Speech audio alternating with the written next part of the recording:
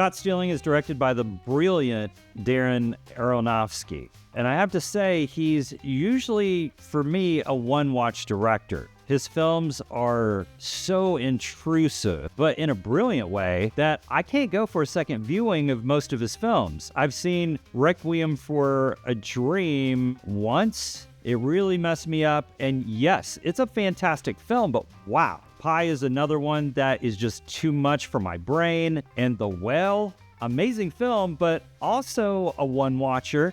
There are so many on the list that are either disturbing mentally or just dark and depressing and haunting. So when I heard that he was directing this film based on the book written by Charlie Huston, I was looking forward to it, but not looking forward to it. But this film is a little easier to digest than most of his films, and it seems like it's sort of a love letter to New York City in the 90s, where he's from, specifically Brooklyn. Caught Stealing stars Austin Butler as Hank, an ex-high school baseball player who was about to go pro before a tragic car accident. He now lives on the Lower East Side, and he's a bartender at Paul's Bar. He's dating a paramedic, Yvonne, played by Zoë Kravitz, who wonders if he'll leave his past behind and commit to her. And he has a neighbor friend, Russ, played by Doctor Who's own Matt Smith. Russ's father just became sick, so Russ has to jet off to London to see him before he dies. He asks Hank to watch his cat while he's away, but unfortunately, that pulls him into something really bad. When two Russian muscles come looking for Russ, Hank happens to be in the wrong place at the wrong time and gets involved with a bunch of nasty characters looking for something that Russ has of theirs, and they want it back. And since Russ is gone, they lean on Hank to get it. His only help comes from Detective Roman, played by the amazing Regina King, and it's a slow descent into that 1990s underworld of drugs and money and a lost key. Again, this feels like a love letter to this place during this time, sort of like a Woody Allen movie about New York, but a little grittier.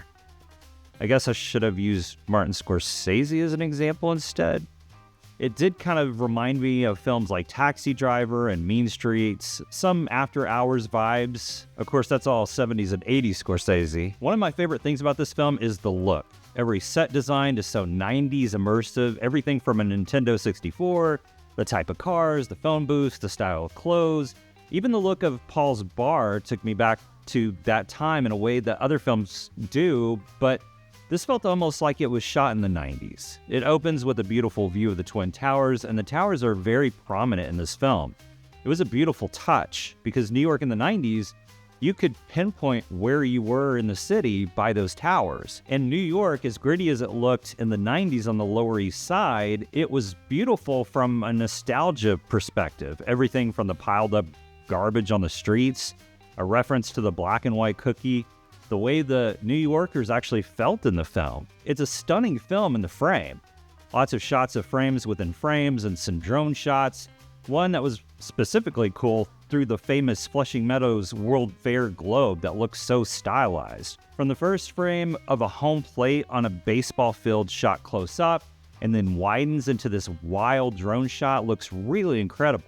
There's a lot to love about the look of this film. Austin Butler, I'll pretty much watch him in anything. He has this Brad Pitt-like style to him that when I see him, I always see Austin Butler, but a different version of Austin Butler. Like every Brad Pitt film, I see Brad Pitt, but a different version of him. And I love every version. That kind of sounds a little insulting when I actually think about it, but I love watching him, like in The Bike Riders. Amazing performance. Maybe I didn't see as much Austin Butler there. He's perfect to play this sort of naive, caught in a bad situation type character because he's so likable. You don't want to see him have to go through what he goes through. The actor, or I should say actress, who actually really blew me away in this film was Regina King. She is so great in everything that she does, and this performance was a standout one. It's a role that you have to be very careful with because if you play this character wrong, it's going to ruin a lot of the film. She plays this hot then cold character opposite Butler in such a skillful dance that it's just incredible to watch. Regina King really is all talent. Zoë Kravitz, who I also think is incredibly talented, is good here, but isn't really given a role to really shine in. I was actually kind of surprised that she had take this small part in this film. Matt Smith as Russ is another fun performance. Matt isn't given a lot of screen time, but when it's given to him, his character takes over the scene. And he's a character I wanted a lot more of, but sadly didn't get. And I understand why.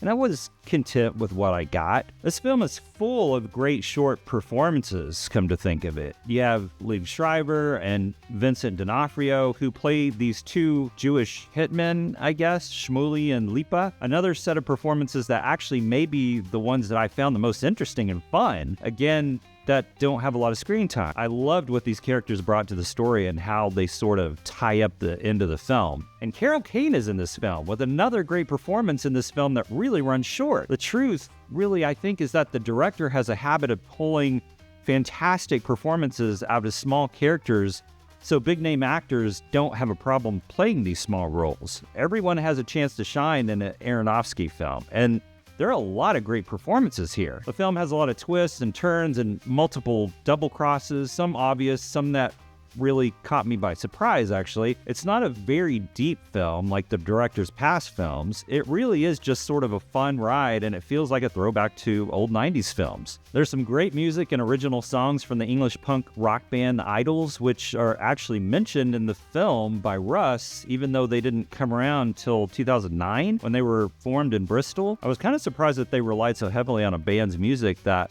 wasn't around in 98. But the film has a soundtrack full of songs pulled from the 90s, everything from Marcy's Playground to even the Spin Doctors. The thing that everyone is actually looking for wasn't really that interesting to me. They sort of keep it mysterious for a while, but then you find out it's $4 million stuffed in Russ's storage facility. And yeah, $4 million is a lot of money, but is the thing that everyone is racing for really that interesting? I mean, not really. It is fun watching everyone scrambling to find this money, and that's what makes this film enjoyable, the journey and not the destination. There's a fantastic foot chase scene between Hank and the two Jewish hitmen that was a lot of fun to watch, and it was probably my favorite scene in the film. The way the camera moves with the characters and elements in the scene is what makes a cinematographer great. The film isn't perfect, and I would have liked some dialogue that was a little smarter, a little more clever, something quotable or iconic like in a Tarantino film, because it felt like that type of film. There are some funny written moments like the two Jewish hitmen who get Hank to drive their minivan because they can't because it's Shabbat, but they can fire their guns. There are a lot of scenes like that, but not enough to get me there.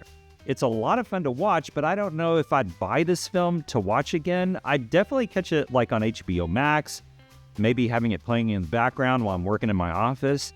I really enjoyed the movie, but it's sort of like fast food. It's, really good, but I've had it before, and it wasn't anything that I had to necessarily have. It just is what it is, and I'm really talking about the story here. The performances, cinematography, the set design, all fantastic, and the story was fun, but nothing I'd have to see again. I enjoyed it. I mean, that's pretty much it. And for some reason, this movie has two mid-credit scenes, one with Laura Dern.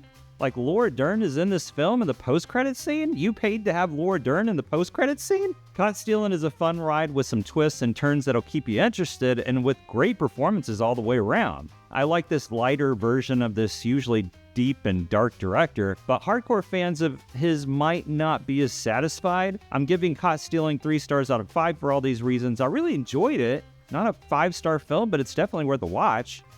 But let me know what you thought of Caught Stealing if you've seen it, and let me know what your favorite film from this director is. Are you like me, and can you only handle most of his films once, and usually with a glass of wine? Talk to me in the comments. Don't forget to like and subscribe. I want to be your friend, so let's connect. And as always, don't wait till it streams. Let's go to the theater, and let's see it together. I don't suppose you're Jewish, are you? Eat, skinny boy. Eat or you're gonna upset her.